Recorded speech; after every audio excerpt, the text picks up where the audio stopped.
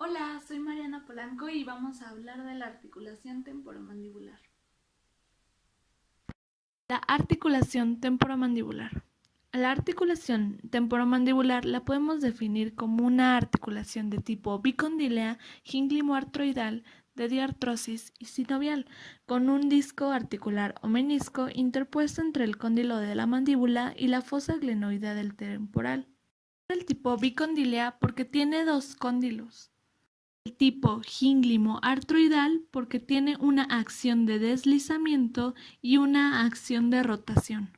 El tipo de diartrosis porque tiene una superficie ósea cóncava, que es la cavidad articular, y una superficie ósea convexa. Y del tipo sinovial porque entre las superficies articulares existe un disco o menisco articular con líquido sinovial. La importancia de la articulación temporomandibular es que ésta realiza toda la función y la acción de la masticación. En esta parte vamos a mostrar unas referencias anatómicas de la mandíbula, que es el hueso que se va a articular con el temporal. Estructuras anatómicas a recalcar es que esta es la apófisis condilar, de este lado está la cabeza o el cóndilo mandibular, la superficie articular del cóndilo, que esta es la parte que se va a articular, la apófisis coronoides, la fosita pterigoidea, que está en la parte interna. Y en esta otra imagen vamos a poder ver mejor aquí la cabeza o el cóndilo. Están las dos ramas de la mandíbula, las superficies articulares. Ya, esta es la forma de la mandíbula. Primero vamos a ver la cabeza o el cóndilo mandibular. Los cóndilos de las apófisis condilares se van a articular en las fosas mandibulares o las fosas glenoideas de ambos temporales, de cada lado. Al nacimiento, los cóndilos son redondos, van a estar cubiertos por un cartílago grueso y, como lo vemos aquí, va a ser un poco poroso. Durante el desarrollo, el cóndilo va a ir creciendo en dirección lateral, va a cambiar a una forma ovoidal, más o menos esto hasta los 25 años. Entonces, el cóndilo oval va a tener una superficie lisa, va a ser cubierta por una capa de tejido conectivo fibroso. Al interior de los cóndilos mandibulares o las cabezas mandibulares de cada lado, vamos a encontrar condroblastos, que estos van a ayudar a la remodelación osteocartilaginosa, que va a permitir una adaptación al estrés funcional. Estos van a sufrir cambios como hipertrofia celular, calcificación y reemplazamiento óseo. Estos son propios de los cartílagos y del hueso. La fosa mandibular, que va a ser el sitio en donde se va a articular los cóndilos mandibulares, va a estar en cada lado y va a estar ser localizada en la parte medial posterior del arco cigomático, en la parte anterior de la fosa, en la parte del hueso temporal, vamos a encontrar una eminencia y en la parte posterior una depresión o cavidad. En la parte anterior va a ser lisa y va a formar un tubérculo. Esto va a provocar que la cabeza o el cóndilo mandibular va a resbalar durante la masticación. Y en la parte posterior vamos a encontrar la fisura petrotimpánica. Esta fisura la vamos a definir como la unión de las porciones petrosa y timpánica del temporal, que va a contener comunicaciones de los nervios craneales 7 y 9 con la fosa infratemporal. Entonces, un ramo del nervio 7, que es la cuerda del tímpano, va a discurrir por toda la fisura para unirse con el nervio lingual. El nervio lingual, como sabemos, va a proporcionar inervación sensitiva especial, que es la sensibilidad gustativa a la lengua. Por el contrario, el nervio timpánico se va a originar del nervio craneal 9, va a atravesar la fisura como nervio petroso menor, pasa por el agujero oval y se une al ramo 5 del nervio trigémino, haciendo sinapsis en el ganglio óptico y proporciona inervación parasimpática de la glándula parótida. De ahí la importancia de esta parte, de esta fisura. La cavidad de la articulación temporomandibular va a estar dividida por el disco articular en compartimento superior y compartimento inferior. El compartimento superior va a estar limitado por la parte de arriba por la fosa mandibular y por debajo por el disco articular. Los límites lateral, medial y posterior van a estar limitados por la cápsula que rodea la articulación, mientras que el compartimento inferior del lado superior va a estar limitado por el disco y del lado inferior por el cóndilo mandibular. En el compartimento superior se va a llevar a cabo una acción de rotación del cóndilo sobre el eje móvil, y en el compartimento superior va a ser más una traslación sobre el plano inclinado del ano. Entonces el disco articular va a ser un cojinete denso fibroso, va a estar formado de colágeno y va a estar situado entre el cóndilo mandibular y entre las superficies articulares del temporal. Este cóndilo es delgado y avascular en su centro, pero es grueso y vascular alrededor del reborde. Este se va a unir a la pared interna de la cápsula anterior y de la parte posterior se va a unir a la cabeza o el cóndilo. El disco va a estar cubierto por una delgada capa de células sinoviales a las que se le van a denominar membrana sinovial.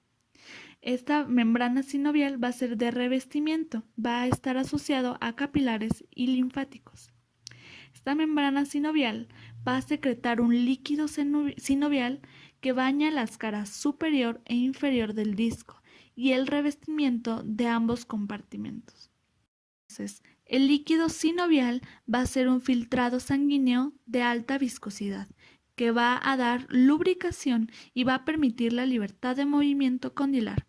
También va a ser un medio de aporte de necesidades metabólicas a la articulación.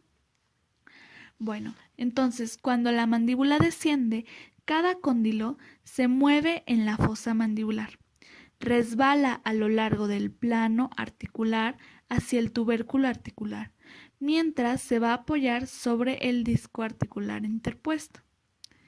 La cabeza o el cóndilo solo va a rotar durante el movimiento de deslizamiento. Entonces tenemos una acción de deslizamiento, va a ser uniforme, y una acción de bisagra. Este va a ser un movimiento de apertura de la mandíbula. Anteriormente ya les hago un video de todos los movimientos de la mandíbula. La cápsula fibrosa va a envolver a toda esta articulación, que va a constar de una membrana sinovial y una capa ligeramente laxa externa que va a ser fibrosa y va a ser fuerte. En la parte superior se va a unir al temporal alrededor de los límites del tubérculo anterior y de la fosa mandibular. En la parte inferior de esta cápsula se va a unir alrededor del cuello de la mandíbula. En la parte anterior, las fibras de la cápsula se van a fusionar con las fibras del ligamento pterigoideo lateral. En la parte lateral, esta cápsula va a estar reforzada por el ligamento lateral o el ligamento temporomandibular. En la parte medial, el ligamento esfenomandibular va a reforzar la articulación. Este ligamento se va a originar superiormente en la espina del hueso esfenoides y se va a extender hacia abajo por la cara mediante la rama de la mandíbula para insertarse en la língula, que es la espina ósea que se origina en el borde del agujero mandibular.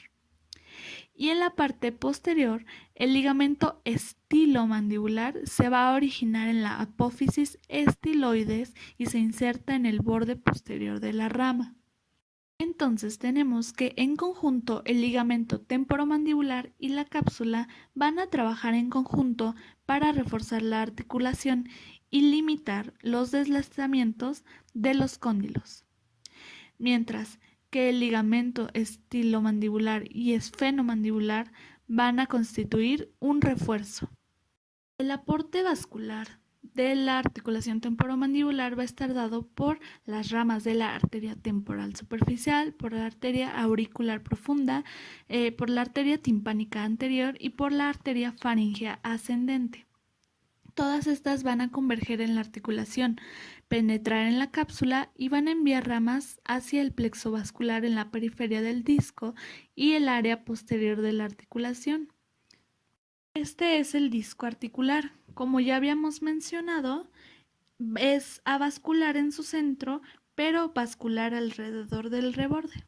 Mientras tanto, la inervación de la articulación va a estar dada por las ramas del nervio mandibular, del nervio trigémino, específicamente de las ramas auriculotemporal masentérico y del temporal profundo, que van a ser los mismos que van a inervar al músculo masentero. Dentro de la articulación se va a encontrar terminaciones nerviosas para el dolor, para la temperatura, para el tacto y de la presión profunda. La remodelación de la articulación temporomandibular va a ser la adaptación morfológica de la articulación en respuesta al estrés ambiental. En la superficie se va a adaptar para minimizar los efectos de la función mandibular que va a ser sometida a esfuerzos. Entonces tenemos la presencia de cartílago sobre el cóndilo y la fosa.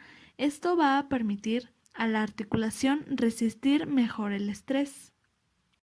Pero esta va a ser una remodelación progresiva, en donde va a haber proliferación de cartílago articular y va a haber producción de matriz intercelular. Después se va a mineralizar. Entonces primero va a haber un aumento del cartílago en la superficie, luego se va a mineralizar y luego va a ser reemplazado por hueso en las zonas de absorción. Todo esto va a ser una adaptación funcional que va a ser una respuesta de condrogénesis y de osteogénesis para resistir los efectos de la compresión por masticación. En el envejecimiento vamos a ver también unos cambios degenerativos, pero va a ser fundamentalmente el mismo proceso. Y ya, esto sería todo. Y pues esto sería todo por el día de hoy. Si les gustó, denle que les gusta y suscríbanse y síganme para más videos. Y ya. Adiós.